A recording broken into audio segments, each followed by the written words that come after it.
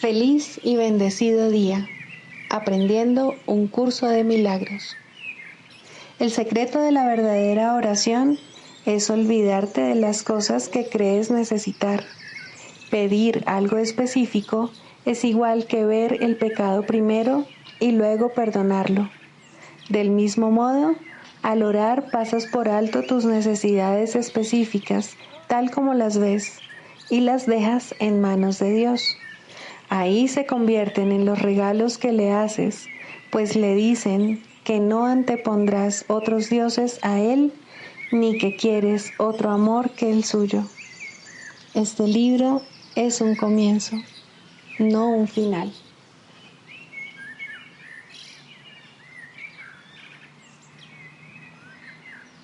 Del prefacio, que postula, párrafo 12.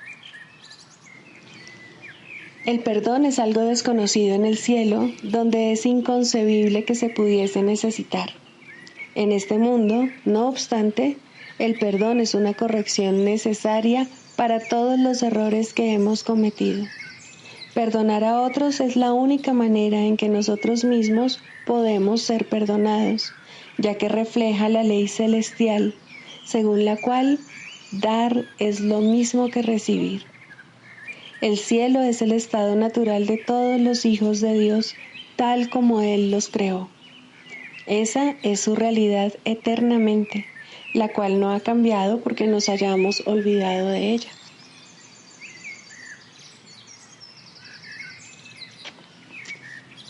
Introducción. Este es un curso de milagros. Es un curso obligatorio. Solo el momento en que decides tomarlo es voluntario. Tener libre albedrío no quiere decir que tú mismo puedas establecer el plan de estudios. Significa únicamente que puedes elegir lo que quieres aprender en cualquier momento dado. Este curso no pretende enseñar el significado del amor, pues eso está más allá de lo que se puede enseñar. Pretende, no obstante, despejar los obstáculos que impiden experimentar la presencia del amor, el cual es tu herencia natural. Lo opuesto al amor es el miedo, pero aquello que todo lo abarca no puede tener opuestos. Este curso puede, por lo tanto, resumirse muy simplemente de la siguiente manera. Nada real puede ser amenazado. Nada irreal existe. En esto radica la paz de Dios.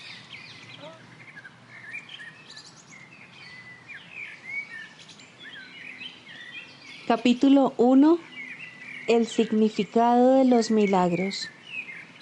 Primero, principios de los milagros. Principio 44.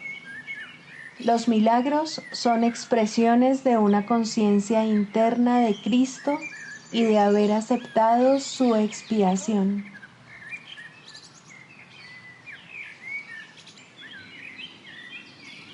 Capítulo 6. Las lecciones del amor. Cuarto, la única respuesta. Recuerda que el Espíritu Santo es la respuesta, no la pregunta. El ego siempre habla primero, es caprichoso y no le desea el bien a su hacedor. Cree, y con razón, que su hacedor puede dejar de brindarle apoyo en cualquier momento. Si te desease el bien, se alegraría de ello, tal como el Espíritu Santo se alegrará cuando te haya conducido de vuelta a tu hogar y ya no tengas necesidad de que Él te guíe. El ego no se considera a sí mismo parte de ti. En eso radica su error fundamental, la base de todo su sistema de pensamiento. Cuando Dios te creó, te hizo parte de Él. Por eso es por lo que el ataque no tiene cabida dentro del reino. Hiciste al ego sin amor y, por consiguiente, Él no te ama. No puedes permanecer dentro del reino sin amor, y puesto que el reino es amor, crees estar privado de él. Eso le permite al ego considerarse a sí mismo algo separado y externo a su hacedor, y de ahí que hable en representación de la parte de tu mente que cree que tú estás separado y que eres algo externo a la mente de Dios. El ego planteó entonces la primera pregunta que jamás se hizo, pregunta que él jamás podrá contestar. La pregunta ¿qué eres? Representó el comienzo de la duda. Desde entonces el ego jamás ha contestado ninguna pregunta, aunque ha hecho muchas. Las actividades más ingeniosas del ego no han hecho más que enmarañar la pregunta, pues dispones de la respuesta y el ego te tiene miedo.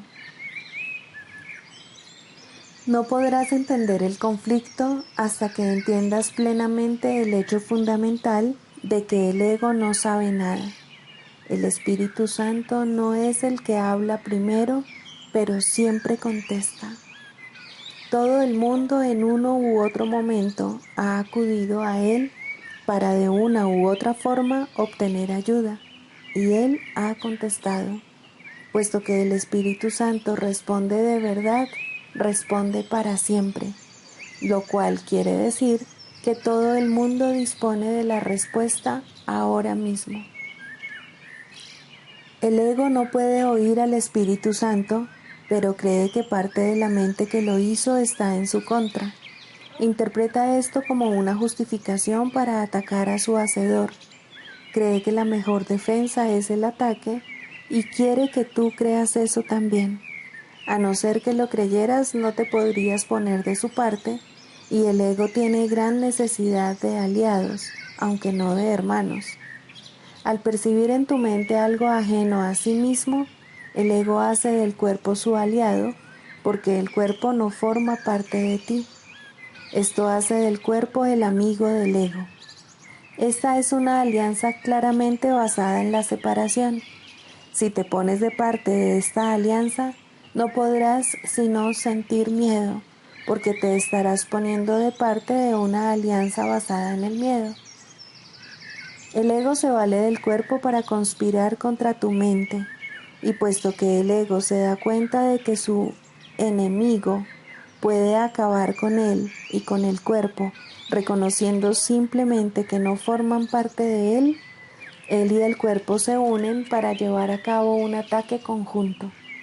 Tal vez sea esta la más extraña de todas las percepciones si te detienes a considerar lo que ello realmente implica. El ego, que no es real, trata de persuadir a la mente, que sí es real, de que ella es su recurso de aprendizaje.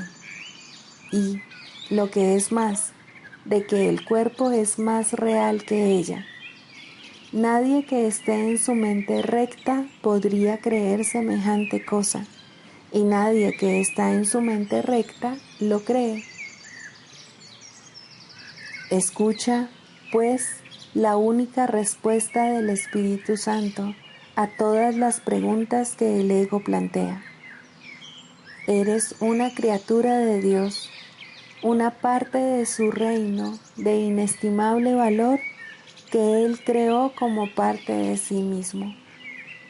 Eso es lo único que existe y lo único que es real.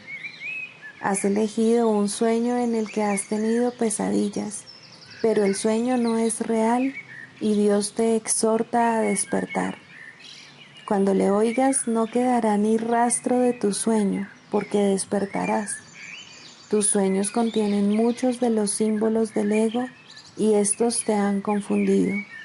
Eso se debe, no obstante, a que estabas dormido y no te dabas cuenta de ello.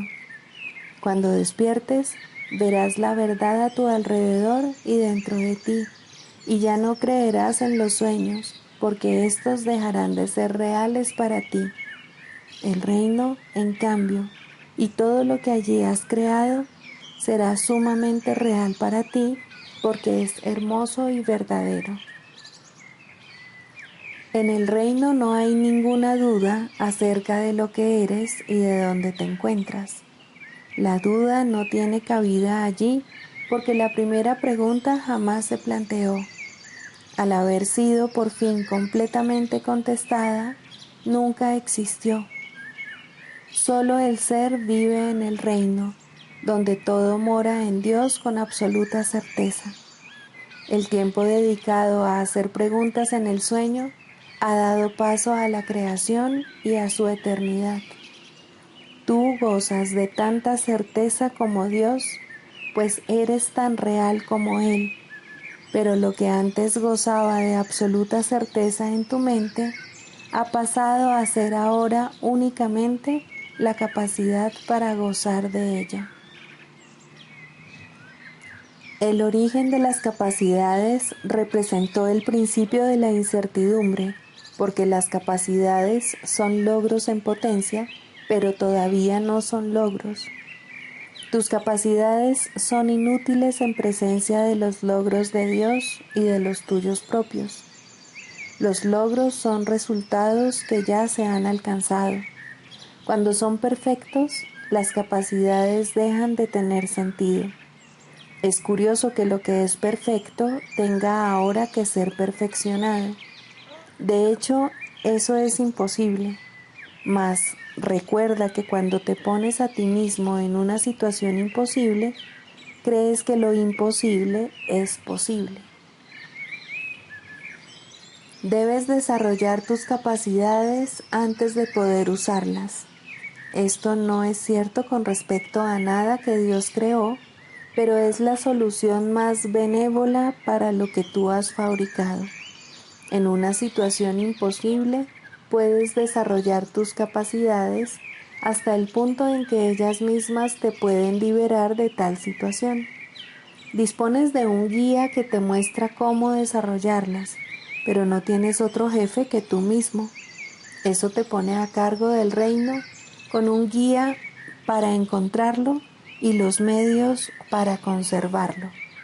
Tienes un modelo a seguir que reforzará tu mando y nunca lo menoscabará en modo alguno.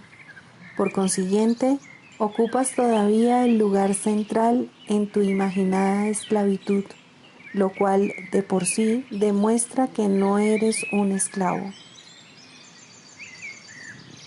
Te encuentras en una situación imposible únicamente porque crees que es posible estar en una situación así.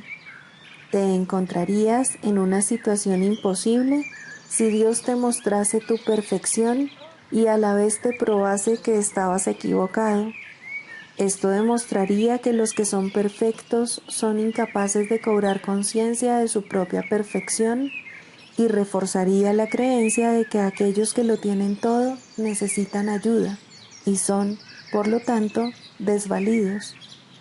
Este es el tipo de razonamiento en el que el ego se embarca. Dios, que sabe que sus creaciones son perfectas, no las humilla. Eso sería tan imposible como la noción del ego, según la cual Él ha humillado a Dios. Por eso es por lo que el Espíritu Santo jamás da órdenes. Dar órdenes implica desigualdad, y el Espíritu Santo demuestra que la desigualdad no existe. Ser fiel a una premisa que se ha aceptado es una ley de la mente, y todo lo que Dios creó es fiel a sus leyes. Es posible también ser fiel a otras leyes, pero no porque las leyes sean ciertas, sino porque tú las promulgaste. ¿De qué te serviría que Dios te probase que has pensado de forma demente? ¿Podría Dios perder su propia certeza? He dicho frecuentemente que eres lo que enseñas. ¿Querrías que Dios te enseñase que has pecado? Si Él confrontase al ser que fabricaste con la verdad que Él creó para ti, ¿cómo no ibas a tener miedo? En ese caso, dudarías de tu mente recta, que es el único lugar donde puedes encontrar la cordura que Él te dio. Dios no enseña, pues enseñar implica una insuficiencia que Dios sabe que no existe. Dios no está en conflicto. El propósito de enseñar es producir cambios, pero Dios solo creó lo inmutable. La separación no fue una pérdida de la perfección, sino una interrupción de la comunicación. La voz del ego surgió entonces como una forma de comunicación estridente y áspera. Esto no podía alterar la paz de Dios, pero sí podía alterar la tuya. Dios no la acalló porque erradicarla habría sido atacarla. Habiendo sido cuestionado, Él no cuestionó. Él simplemente dio la respuesta. Su respuesta es tu maestro.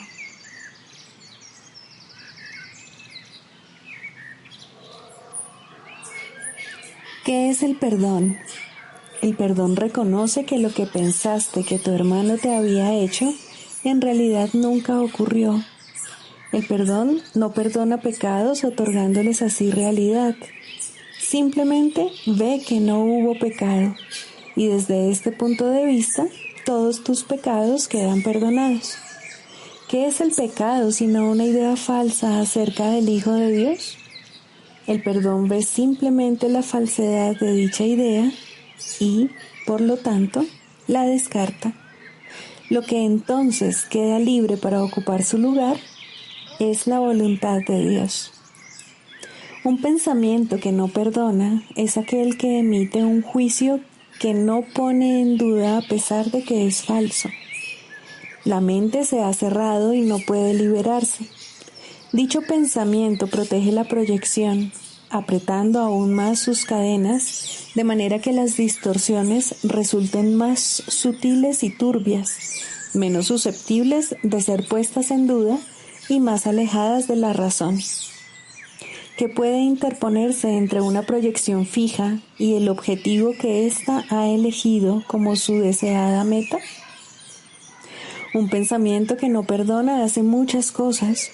Persigue su objetivo frenéticamente, retorciendo y volcando todo aquello que cree que se interpone en su camino. Su propósito es distorsionar, lo cual es también el medio por el que procura alcanzar ese propósito. Se dedica con furia a arrasar la realidad sin ningún miramiento por nada que parezca contradecir su punto de vista. El perdón, en cambio, es tranquilo y sosegado y no hace nada. No ofende ningún aspecto de la realidad ni busca tergiversarla para que adquiera apariencias que a él le gusten.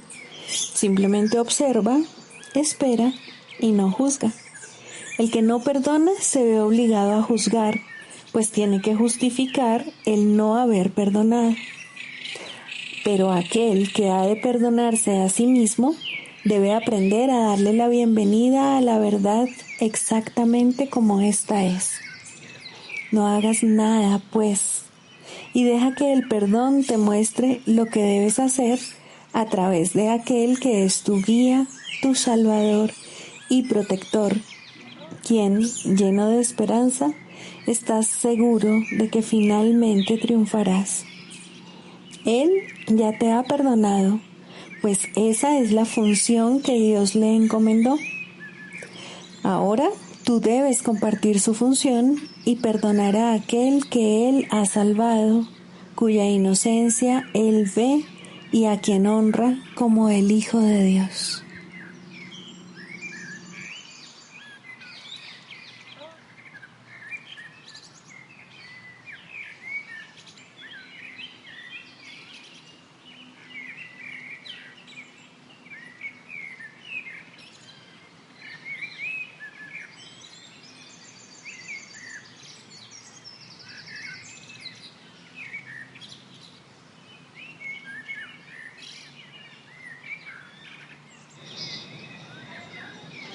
Libro de ejercicios, lección 222. Dios está conmigo, vivo y me muevo en Él.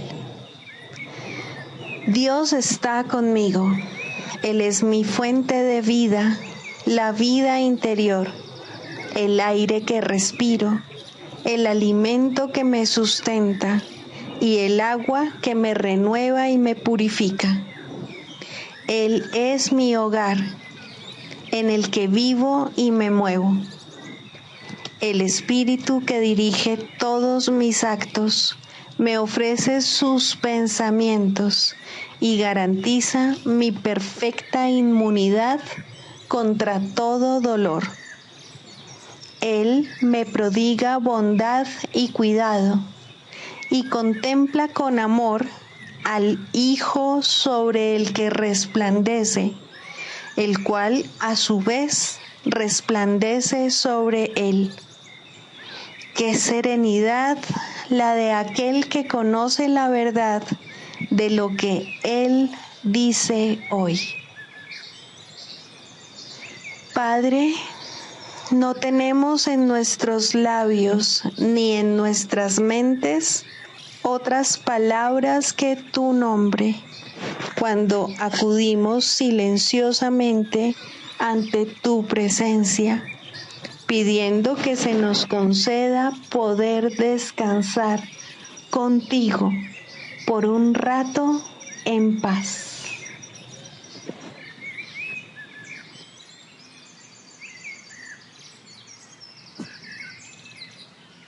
Características de los maestros de Dios. 10. Mentalidad abierta.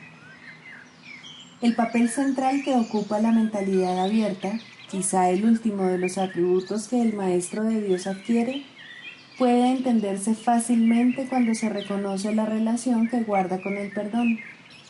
La mentalidad abierta procede de una ausencia de juicios.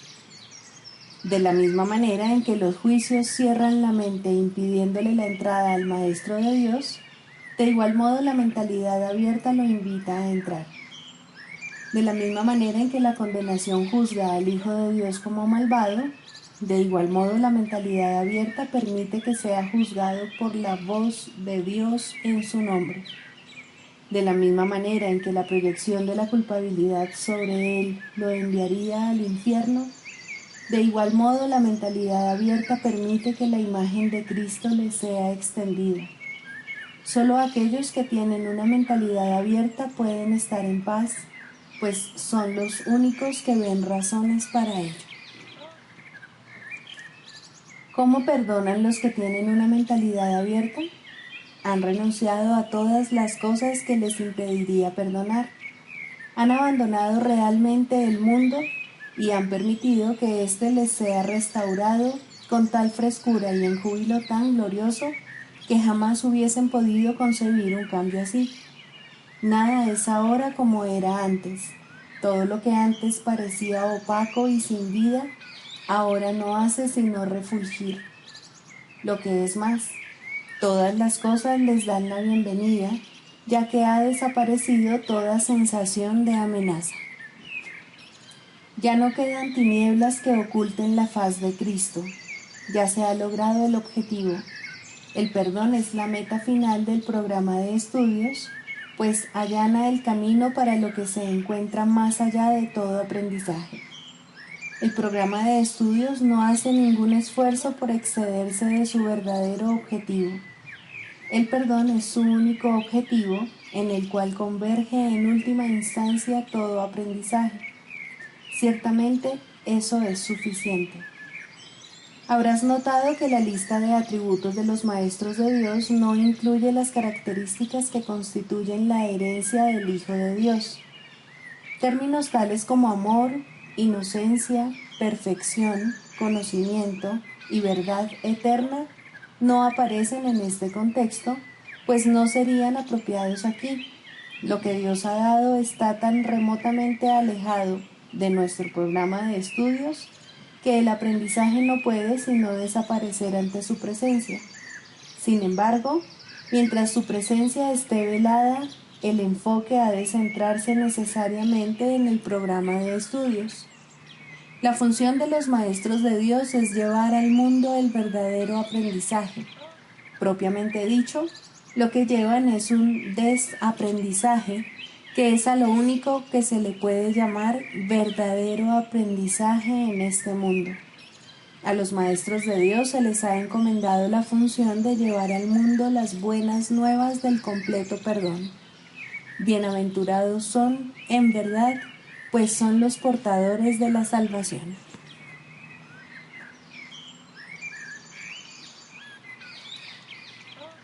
Manual para el maestro. Pregunta 10. ¿Cómo se deja de juzgar? Los juicios, al igual que los demás mecanismos mediante los cuales se mantiene vigente el mundo de las ilusiones, es algo que el mundo no entiende en absoluto. De hecho, se les confunde con la sabiduría y se usan como sustituto de la verdad. Tal como el mundo usa el término, un individuo es capaz de tener buen juicio o mal juicio, y su educación tiene como objeto reforzar el primero y minimizar el segundo. Existe, no obstante, una gran confusión con respecto a lo que significan esas categorías. Lo que es buen juicio para uno es malo para otro. Lo que es más, una misma persona puede clasificar la misma acción como muestra de buen juicio en una ocasión y de mal juicio en otra. Tampoco puede enseñarse realmente un criterio consistente para determinar lo que son estas categorías. En cualquier momento, el estudiante puede estar en desacuerdo con lo que su supuesto maestro dice acerca de ellas, o el maestro mismo puede ser inconsistente en lo que cree. Buen juicio en este contexto no significa nada, mal juicio tampoco. Es necesario que el maestro de Dios se dé cuenta, no de que no debe juzgar, sino de que no puede. Al renunciar a los juicios, renuncia simplemente a lo que nunca tuvo. Renuncia a una ilusión, o mejor dicho, tiene la ilusión de renunciar a algo. En realidad, simplemente se ha vuelto más honesto. Al reconocer que nunca le fue posible juzgar, deja de intentarlo. Esto no es un sacrificio, por el contrario, se pone en una posición en la que el juicio puede tener lugar a través de él, en lugar de ser algo que él emite por su cuenta. Y este juicio no es ni bueno ni malo, es el único juicio que existe y es solo uno. El Hijo de Dios es inocente y el pecado no existe. El objetivo de nuestro programa, a diferencia del objetivo del aprendizaje del mundo, es el reconocimiento de que juzgar en el sentido usual es imposible. Esto no es una opinión, sino un hecho. Para poder juzgar cualquier cosa correctamente, uno tendría que ser consciente de una gama inconcebiblemente vasta de cosas pasadas, presentes y por venir. Uno tendría que reconocer de antemano todos los efectos que sus juicios podrían tener sobre todas las personas y sobre todas las cosas que de alguna manera estén involucradas en ellos. Y tendría que estar seguro de que no hay distorsión alguna en su percepción para que sus juicios fuesen completamente justos con todos sobre los que han de recaer ahora o sobre los que hayan de recaer en el futuro. ¿Quién puede hacer eso? ¿Quién, excepto en delirios de grandeza, pretendería ser capaz de todo esto? ¿Recuerdas cuántas veces pensaste que estabas al tanto de todos los hechos que necesitabas para juzgar algo y cuán equivocado estabas? ¿Quién no ha tenido esta experiencia? ¿Tienes idea de cuántas veces pensaste que tenías razón sin jamás darte cuenta de que estabas equivocado? ¿Por qué habrías de querer usar una base tan arbitraria para tomar tus decisiones? Formar juicios no es muestra de sabiduría. La renuncia a todo juicio lo es. Forma, pues, un solo juicio más, y es este. Hay alguien a tu lado cuyo juicio es perfecto. Él conoce todos los hechos, pasados, presentes y por venir. conoce los efectos que sus juicios han de tener sobre todas las personas y sobre todas las cosas que de alguna manera estén involucradas. Y Él es absolutamente justo con todos, pues en su percepción no hay distorsiones. Abandona, por lo tanto, todo juicio, no con pesar, sino con un suspiro de gratitud.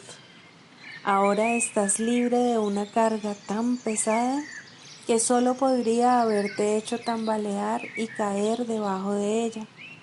Y todo era una ilusión, nada más.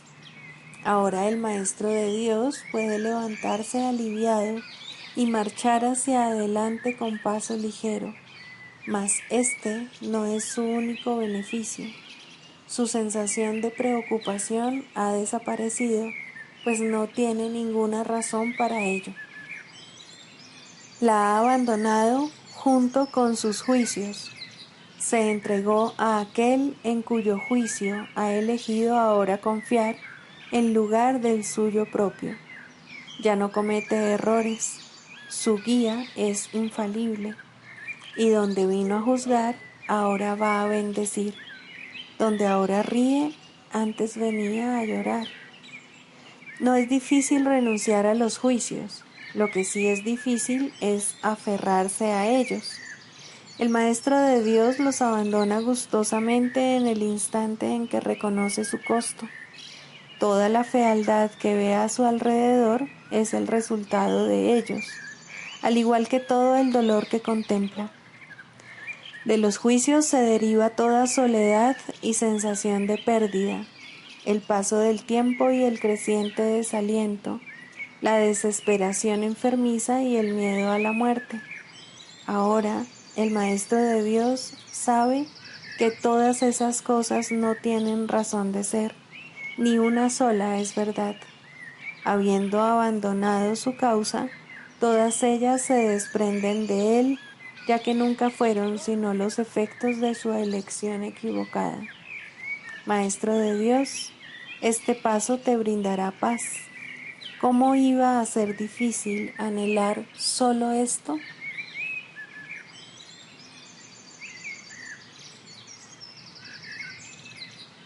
Clarificación de términos.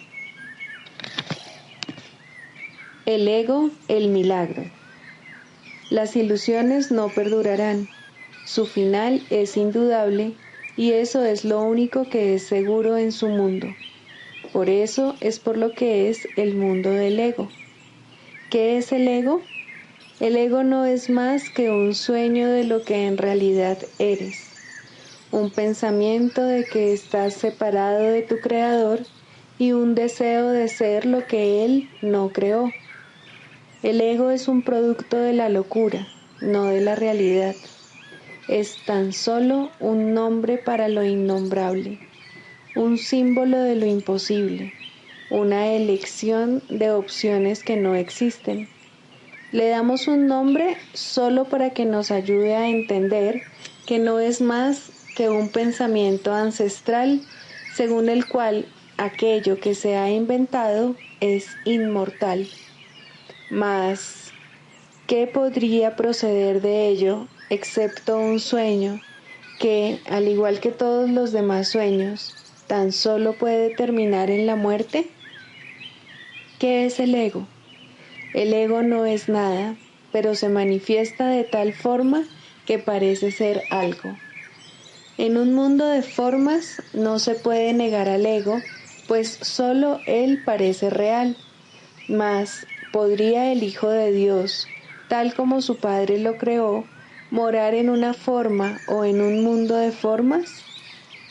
Si alguien te pide que definas al ego y expliques cómo se originó, es porque cree que el ego es real e intenta, por definición, asegurarse de que su naturaleza ilusiva quede oculta tras las palabras que parecen otorgarle realidad. Ninguna definición que se haya hecho de una mentira puede hacer que ésta sea verdad, ni tampoco puede haber una verdad que las mentiras puedan realmente ocultar.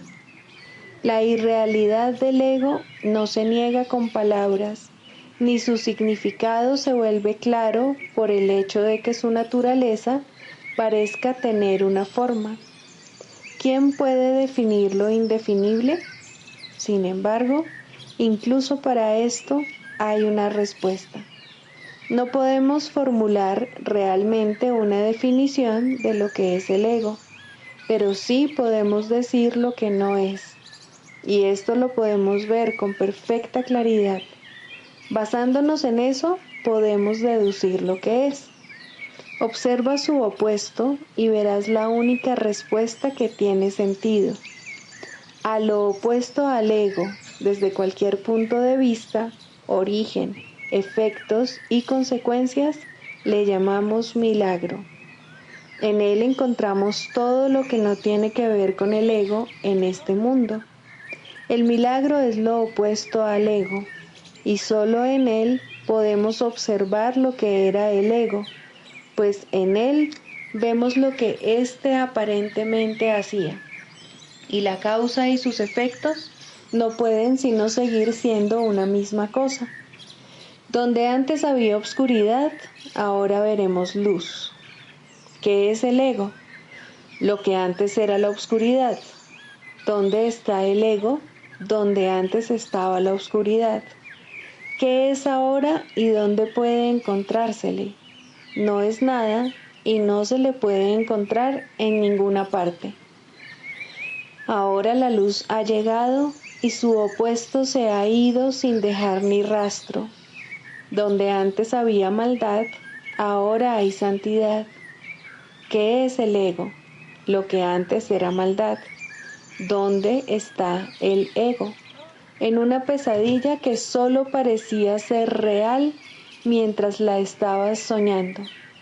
Donde antes había crucifixión, ahora está el Hijo de Dios. ¿Qué es el ego? ¿Quién tiene necesidad de preguntar? ¿Dónde está el ego? ¿Quién necesita ir en busca de ilusiones ahora que los sueños han desaparecido? ¿Qué es un milagro? Un milagro es un sueño también, pero si observas todos los aspectos de ese sueño, jamás volverás a dudar. Observa el bondadoso mundo que se extiende ante ti mientras caminas envuelto en mansedumbre. Observa a los ayudantes que encuentras a lo largo del camino que recorres, felices ante la certeza del cielo y la garantía de paz. Y observa también, por un instante, lo que por fin dejaste atrás y finalmente pasaste de largo. Esto es lo que era el ego, el odio cruel, la necesidad de venganza y los gritos de dolor, el miedo a la muerte y el deseo de matar, la ilusión de no tener hermanos y el yo que parecía estar solo en el universo. El milagro corrige este terrible error con respecto a ti mismo, con la misma dulzura con la que una madre amorosa adormece con su canto a su criatura. ¿No preferirías escuchar un canto así? ¿No contestaría ese canto todo lo que pensabas preguntar, haciendo incluso que la pregunta dejase de tener sentido? Tus preguntas no tienen respuesta, ya que han sido planteadas para acallar la voz de Dios, la cual nos hace a todos una sola pregunta. ¿Estás listo ya para ayudarme a salvar el mundo? Pregunta esto en vez de preguntar qué es el ego, y verás un súbito resplandor envolver al mundo que el ego fabricó. Ahora no se le niega a nadie ningún milagro. El mundo se ha salvado de todo lo que tú pensabas que era, y lo que es ha sido siempre absolutamente puro y jamás ha sido condenado. El milagro perdona, el ego condena. No se necesita ninguna otra definición para ninguno de ellos excepto esta. Mas, ¿qué definición podría ser más cierta o estar más a tono con lo que es la salvación? Con esto, el problema y la respuesta se llevan una al lado del otro, y al estar finalmente juntos, la elección es obvia. ¿Quién elegiría el infierno de reconocer que eso es lo que está eligiendo? ¿Y quién no seguiría adelante un poco más cuando le ha sido dado comprender que el camino es corto y que el cielo es su meta?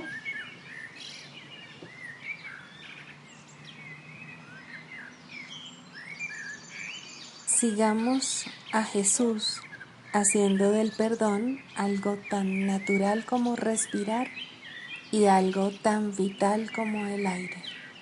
Amén.